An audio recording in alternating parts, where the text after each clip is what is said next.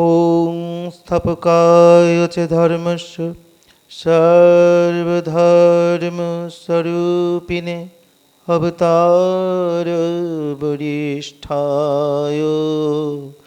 रामकृष्णाय ते नमः।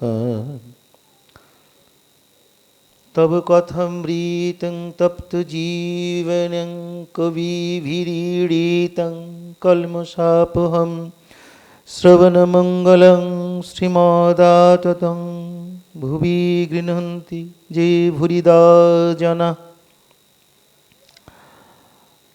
आज কথামৃতের শ্রী শ্রীরামকৃষ্ণ কথামৃত অনুধ্যানের নবম পর্ব আজ হবে। আগের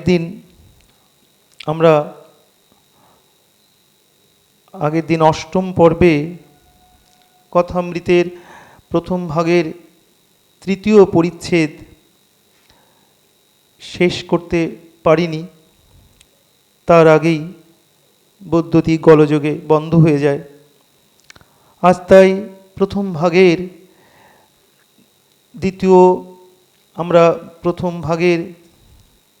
দ্বিতীয় খণ্ডের আজ তৃতীয় পরিচ্ছেদ দিয়ে শুরু করব আজই নবম পর্ব।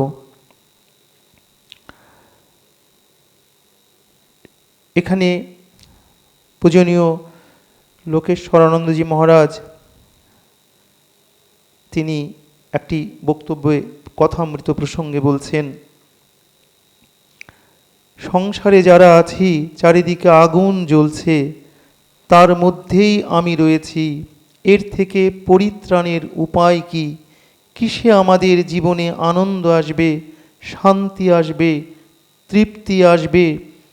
এসব প্রশ্নের উত্তর কথামৃতে পাবেন।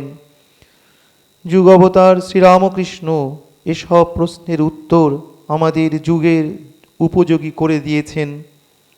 এই যুগ হচ্ছে জিজ্ঞাসার যুগ। আমাদের সকলেরই জিজ্ঞাসা, কেন কেন এমন হলো? কেন এই অভাব? কেন এই ব্যাধি? কেন মানুষের উপর এই পীড়ন? কেন এই দুঃখ? কেন মৃত্যু হবে? কেন ভাইয়ে ভাইয়ে বনিবনা হবে না? কেন চতুর্দিকে এত শত্রু? বাস্তবিক এর যেন উত্তর মেলে না। অথচ যিনি নিজেকে মূর্খ বলতেন সেই শ্রীরামকৃষ্ণ এই কথামৃতের মধ্যে আমাদের যত জিজ্ঞাসা সেগুলির উত্তর দিয়ে গিয়েছেন। একটু যদি তলিয়ে দেখি তো দেখব যে তিনি এমন একটা কথাও বলেননি যেটা বিজ্ঞানসম্মত নয়, যা যুক্তিসঙ্গত নয়। এমন একটি কথাও ঠাকুর বলেননি, যা আমরা মানতে পারি না, এরকম কথা কখনো তিনি বলেননি। এই কথামৃত শ্রীরামকৃষ্ণের কথামৃত অত্যাশ্চর্য। এ এমন একটি জিনিস যা সকলকে আনন্দ দেয়, তৃপ্তি দেয়, সকলকে উৎসাহ দেয়, সকলের মধ্যে শক্তি সঞ্চার করে। কথামৃত তাই সকলের জন্য। কি দুঃখ আপনার? কেন ভাবছেন এ দুঃখ কার নেই? সকলেরই আছে। তাই এই কথামৃত আমাদের সমস্ত দুঃখ, কষ্ট, জ্বালা, যন্ত্রণা দূর করে দেয়। তাই আজকে আমি এই কথামৃতের তৃতীয় পরিচ্ছেদ, আমরা প্রথম ভাগের দ্বিতীয় খণ্ডের তৃতীয় পরিচ্ছেদ দিয়ে শুরু করছি। আগের দিন অষ্টম পর্বে একটু অসমাপ্ত ছিল। তৃতীয় পরিচ্ছেদ প্রথম ভাগের দ্বিতীয় খণ্ডের তৃতীয় পরিচ্ছেদ, জ্ঞানযোগ, ভক্তিযোগ ও কর্মযোগের সমন্বয়। বালিশ ও তার খোলটা, দেহি ও দেহ। ঠাকুর কি বলিতেছেন যে দেহ বিনশ্বর থাকিবে না? দেহের ভিতর যিনি দেহি তিনি অবিনাশী, অতএব দেহের ফটোগ্রাফ লইয়া কি হইবে। কারণ আমরা দ্বিতীয় পরিচ্ছেদে দেখেছিলাম যে পওহরি বাবা তার ঘরে ঠাকুরের একটি ফটো রেখে দিয়েছেন। সেই প্রসঙ্গে ঠাকুর বলছেন, দেহের ভিতর যিনি দেহি তিনি অবিনাশী, অতএব দেহের ফটোগ্রাফ লইয়া কি হইবে। দেহ অনিত্য জিনিস, এর আদর করে কি হবে। বরং যে ভগবান অন্তর্যামী মানুষের হৃদয় মধ্যে বিরাজ করিতেছেন তাহারই পূজা করা উচিত। ঠাকুর একটু প্রকৃতিস্থ হইয়াছেন, তিনি ভাবিতেছেন, তবে একটা কথা আছে, ভক্তের হৃদয় তার আবাস স্থান। তিনি সর্বভূতে আছেন বটে, কিন্তু ভক্ত হৃদয়ে বিশেষ রূপে আছেন। যেমন কোনো জমিদার তার জমিদারির সকল স্থানেই থাকিতে পারে, কিন্তু তিনি তার অমুক বৈঠকখানায় প্রায় থাকেন, এই লোকে বলে। ভক্তের হৃদয় ভগবানের বৈঠকখানা, সকলের আনন্দ। এক ঈশ্বর, তার ভিন্ন নাম, জ্ঞানী, যোগী ও ভক্ত। জ্ঞানীরা যাকে ব্রহ্ম বলে, যোগীরা তাঁকেই আত্মা বলে, আর ভক্তেরা তাকেই ভগবান বলে। একই ব্রাহ্মণ যখন পূজা করে তার নাম পূজারী, যখন রাধে তখন রাধুনী বামুন। যে জ্ঞানী জ্ঞানযোগ ধরে আছে সে নেতি নেতি এই বিচার করে, ব্রহ্ম এ নয়, ও নয়, জীব নয়, জগৎ নয়। এইরূপ বিচার করতে করতে যখন মন স্থির হয়, মনের লয় হয়, সমাধি হয়, তখন ব্রহ্মজ্ঞান। ব্রহ্মজ্ঞানীর ঠিক ধারণা ব্রহ্ম সত্য, জগৎ মিথ্যা। ঠাকুর বলছেন সঠিক ব্রহ্মজ্ঞানেরই এই ঠিক ধারণা, ব্রহ্ম সত্য, জগৎ মিথ্যা। নামরূপ এসব স্বপ্নবৎ, ব্রহ্ম যে কি তা মুখে বলা যায় না। তিনি যে ব্যক্তি, পার্সোনাল গড, তাও বলবার জো নাই। জ্ঞানীরা ওইরূপ বলে, যেমন বেদান্তবাদীরা। ভক্তেরা কিন্তু সব অবস্থাই লয়, জাগ্রত অবস্থাও সত্য বলে, জগৎকে স্বপ্নবৎ বলে না। ভক্তেরা বলে এই জগৎ ভগবানের ঐশ্বর্য। আকাশ, নক্ষত্র, চন্দ্র, সূর্য, পর্বত, সমুদ্র, জীব জন্তু এসব ঈশ্বর করেছেন, তারই ঐশ্বর্য। তিনি অন্তরে, হৃদয় মধ্যে, আবার বাহিরে। উত্তম ভক্ত বলে তিনি নিজে এই চতুর্বিংশতি তত্ত্ব জীব জগৎ হয়েছেন। ভক্তের স্বাদ যে চিনি খায়, চিনি হতে ভালোবাসে না। এটা সকলের হাস্য। ভক্তের ভাব কিরূপ জানো? হে ভগবান, তুমি প্রভু, আমি তোমার দাস। তুমি মা, আমি তোমার সন্তান। আবার তুমি আমার পিতা বা মাতা। তুমি পূর্ণ, আমি তোমার অংশ। ভক্ত এমন কথা বলতে ইচ্ছে করে না যে আমি ব্রহ্ম। যোগীও পরমাত্মাকে সাক্ষাৎকার করতে চেষ্টা করে। উদ্দেশ্য জীবাত্মা ও পরমাত্মার যোগ। যোগী বিষয় থেকে মন কুড়িয়ে লয় ও পরমাত্মাতে মন স্থির করতে চেষ্টা করে। তাই প্রথম অবস্থায় নির্জনে স্থির আসনে অনন্য মন হয়ে ধ্যান চিন্তা করে। কিন্তু একই বস্তু, নাম ভেদ মাত্র। যিনি ব্রহ্ম তিনি আত্মা, তিনি ভগবান। ব্রহ্মজ্ঞানীর ব্রহ্ম, যোগীর পরমাত্মা, ভক্তের ভগবান। তাই ঠাকুর বলছেন, কিন্তু একই বস্তু, নাম ভেদ মাত্র। যিনি ব্রহ্ম তিনি আত্মা, তিনি ভগবান। ব্রহ্মজ্ঞানীর ব্রহ্ম, যোগীর পরমাত্মা, ভক্তের ভগবান। এটা প্রথম ভাগের দ্বিতীয় খণ্ডের তৃতীয় পরিচ্ছেদ শেষ হলো। এবার প্রথম ভাগের দ্বিতীয় খণ্ডের চতুর্থ পরিচ্ছেদ শুরু করছি। বেদ ও তন্ত্রের সমন্বয়, আদ্যা শক্তির ঐশ্বর্য। এদিকে আগ্নেয়পোত কলিকাতার অভিমুখে চলিতেছে। ঘরের মধ্যে শ্রীরামকৃষ্ণকে যাহারা দর্শন ও তাহার অমৃতময়ী কথা শ্রবণ করিতেছেন, তাহারা জাহাজ চলিতেছে কিনা একথা জানিতেও পারিলেন না। ভ্রমর পুষ্পে বসিলে আর কি ভন ভন করে। ক্রমে পোত দক্ষিণেশ্বর ছাড়াইল। সুন্দর দেবালয়ের ছবি দৃশ্যপটের বহির্ভূত হইল।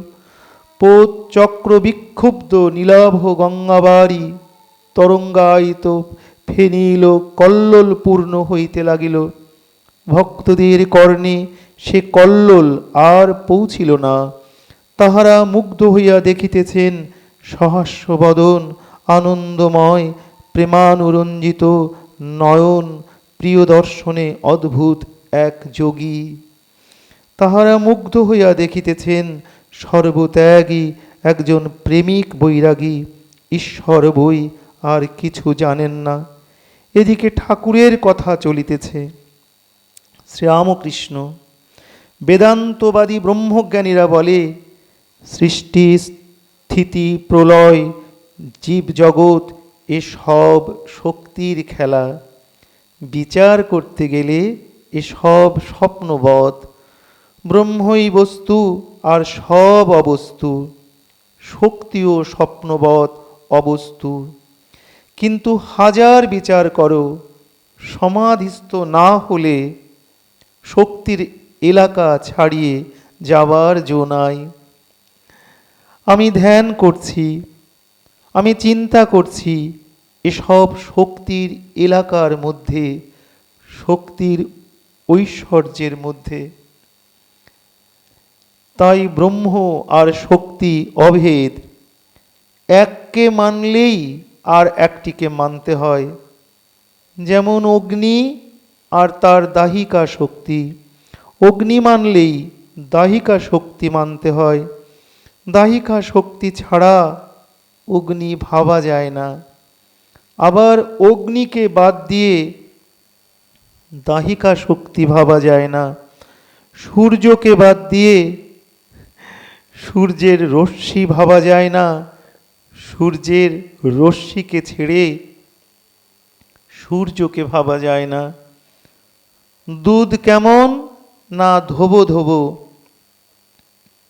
দুধকে ছেড়ে দুধের ধবলত্ব ভাবা যায় না।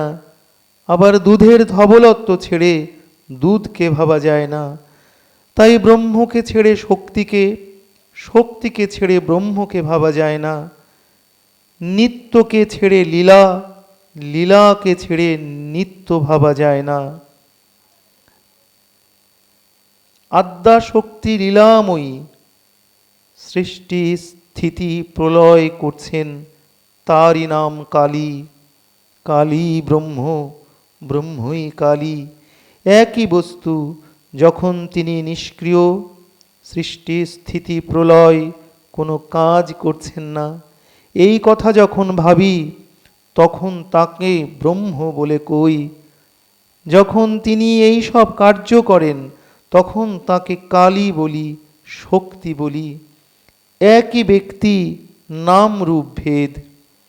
যেমন জল, ওয়াটার, পানি এক পুকুরে ৩-৪ ঘাট। এক ঘাটে হিন্দুরা জল খায়, তারা বলে জল। এক ঘাটে মুসলমানেরা জল খায়, তারা বলে পানি। আর এক ঘাটে ইংরেজরা জল খায়, তারা বলে ওয়াটার। তিনি এক, কেবল নামে তফাৎ। তাঁকে কেউ বলছে আল্লাহ, কেউ গড, কেউ বলছে ব্রহ্ম, কেউ কালী, কেউ বলছে রাম, হরি, যিশু, দুর্গা। কেশব সহাস্যে কালী কতভাবে লীলা করছেন সেই কথাগুলি একবার একটু বলুন। কেশবের সহিত কথা, মহাকালী ও সৃষ্টি প্রকরণ। শ্রীরামকৃষ্ণ সহাস্যে তিনি নানাভাবে লীলা করছেন। তিনি মহাকালী, নিত্যকালী, শ্মশানকালী, রক্ষাকালী, শ্যামাকালী। মহাকালী নিত্যকালীর কথা তন্ত্রে আছে। যখন সৃষ্টি হয় নাই, চন্দ্র সূর্য গ্রহ পৃথিবী ছিল না, নিবিড় আধার, তখন কেবল মা নিরাকারা মহাকালী মহাকালের সঙ্গে বিরাজ করছিলেন। শ্যামাকালীর অনেকটা কোমল ভাব, বরাভয় দায়িনী। গৃহস্থ বাড়িতে তারই পূজা হয়। যখন মহামারী, দুর্ভিক্ষ, ভূমিকম্প, অনাবৃষ্টি, অতিবৃষ্টি হয়, রক্ষাকালী পূজা করতে হয়। শ্মশানকালীর সংহার মূর্তি। সব শিবা, ডাকিনী, যোগিনী মধ্যে শ্মশানের উপর থাকেন। রুধির ধারা, গলায় মুন্ডমালা, কোটিতে নরহস্তের কোমর বন্ধ। যখন জগৎ নাশ হয়, মহাপ্রলয় হয়, তখন মা সৃষ্টির বীজ সকল কুড়িয়ে রাখেন। গিন্নির কাছে যেমন একটা নেতা ক্যাতার হাঁড়ি থাকে, আর সেই হাঁড়িতে গিন্নি 5 রকম জিনিস তুলে রাখে। কেশবের ও সকলের হাস্য সহাস্যে হ্যাঁ গো, গিন্নিদের ওই রকম একটা হাঁড়ি থাকে। ভিতরে সমুদ্রের ফেনা, নীলবড়ি, ছোট ছোট পুঁটলি বাঁধা শশা বিচি, কুমড়া বিচি, লাউ বিচি, এই সব রাখে, দরকার হলে বার করে। মা ব্রহ্মময়ী সৃষ্টি নাশের পর ওই রকম সব বীজ কুড়িয়ে রাখেন। সৃষ্টির পর আদ্যা শক্তি জগতের ভিতরেই থাকেন। জগৎ প্রসব করেন, আবার জগতের মধ্যে থাকেন। বেদে আছে ঊর্ণনাভির কথা, মাকড়সা আর তার জাল। মাকড়সা তার থেকে জাল বার করে আবার নিজে সেই জালের উপর থাকে। ঈশ্বর জগতের আধার আধেয় দুই। কালী ব্রহ্ম, কালী নির্গুণা ও সগুণা। কালী কি কালো? দূরে তাই কালো, জানতে পারলে আর কালো নয়। আকাশ দূর থেকে নীলবর্ণ, কাছে দেখো কোনো রং নাই। সমুদ্রের জল দূর থেকে নীল, কাছে গিয়ে হাতে তুলে দেখো কোনো রং নাই। এই কথা বলিয়া প্রেমোন্মত্ত হইয়া শ্রীরামকৃষ্ণ গান ধরিলেন। মা কি আমার কালো রে, কালরূপ দিগম্বরী, হৃদপদ্ম করে আলো রে। আমরা চতুর্থ পরিচ্ছেদ শেষ করলাম। একটু সময় আছে, আমরা প্রথম ভাগের দ্বিতীয় খণ্ডের পঞ্চম পরিচ্ছেদটা এবার শুরু করছি। এ সংসার কেন? শ্রীরামকৃষ্ণ কেশবাদীর প্রতি। বন্ধন আর মুক্তি দুয়ের কর্তাই তিনি, তার মায়াতে সংসারী জীব কামিনী কাঞ্চনে বদ্ধ, আবার তার দয়া হলেই মুক্ত। তিনি ভববন্ধনের বন্ধন হারিনি, তারিণী। এই বলিয়া গন্ধর্ব নিন্দিত কণ্ঠে রামপ্রসাদের গান গাহিতেছেন। শ্যামা মা ওড়াচ্ছ ঘুড়ি ভব সংসার বাজার মাঝে, ওই যে আশা বায়ু ভরে উড়ে, বাধা তাহে মায়া দড়ি। কাক গণ্ডি মন্ডি গাথা পঞ্চরাদি নানা নারী, ঘুড়ি সগুণে নির্মাণ করা কারিগিরি বাড়াবাড়ি। বিষয়ে মেজেছে মাঞ্জা, কক্সা হয়েছে দড়ি। ঘুড়ি লক্ষ্যের দুটো একটা কাটে, হেসে দাও মা হাত চাপড়ি। প্রসাদ বলে দক্ষিণা বাতাসে ঘুড়ি যাবে উড়ি, ভব সংসার সমুদ্র পারে পড়বে গিয়ে তাড়াতাড়ি। ঠাকুর তারই গন্ধর্ব নিন্দিত কণ্ঠেই গান গাইছেন। তিনি লীলাময়ী, এ সংসার তার লীলা, তিনি ইচ্ছাময়ী আনন্দময়ী। লক্ষ্যের মধ্যে একজনকে মুক্তি দেন, ব্রাহ্মভক্ত মহাশয়। তিনি তো মনে করলে সকলকে মুক্ত করতে পারেন, কেন তবে আমাদের সংসারে বদ্ধ করে রেখেছেন? শ্রীরামকৃষ্ণ তাঁর ইচ্ছা যে তিনি এইসব নিয়ে খেলা করেন। বুড়িকে আগে থাকতে ছুলে দৌড়াদৌড়ি করতে হয় না। সকলেই যদি ছুঁয়ে ফেলে খেলা কেমন করে হয়? সকলেই ছুঁয়ে ফেললে বুড়ি অসন্তুষ্ট হয়, খেলা চললে বুড়ির আহ্লাদ হয়। তাই লক্ষ্যের দুটো একটা কাটে, হেসে দাও মা হাত চাপড়ি, সকলের আনন্দ। তিনি মনকে আঁখি ঠেরে ইশারা করে বলে দিয়েছেন, যা এখন সংসার করগে যা। মনের কি দোষ? তিনি যদি আবার দয়া করে মনকে ফিরিয়ে দেন, তাহলে বিষয় বুদ্ধির হাত থেকে মুক্তি হয়। তখন আবার তার পাদপদ্মে মন হয়। ঠাকুর সংসারীর ভাবে মার কাছে অভিমান করে গাইছেন, আমি ওই খেদে খেদ করি, তুমি মাতা থাকতে আমার জাগা ঘরে চুরি। মনে করি তোমার নাম করি, কিন্তু সময়ে পাশরি। আমি বুঝেছি জেনেছি আশয় পেয়েছি, এসব তোমার চাতুরি। কিছু দিলে না পেলে না, নিলে না খেলে না, সে দোষ কি আমারই? যদি দিতে পেতে নিতে খেতে, দিতাম খাওয়াতাম তোমারই। যশ অপযশ সুরস কুরস সকল রস তোমারই। ওগো রসে থেকে রসভঙ্গ, কেন করো রসেশ্বরী? প্রসাদ বলে মন দিয়েছ, মনেরে আঁখি ঠারি। ও মা তোমার সৃষ্টি দৃষ্টি পোড়া মিষ্টি বলে ঘুরি।